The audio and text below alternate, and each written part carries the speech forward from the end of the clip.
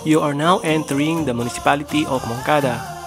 Kung kayo po ay mapapadaan dito sa Moncada, MacArthur Highway, so sobrang linaw na po ng kalsada dito. Naglagay na po sila ng ilaw magkabila ang kalsada.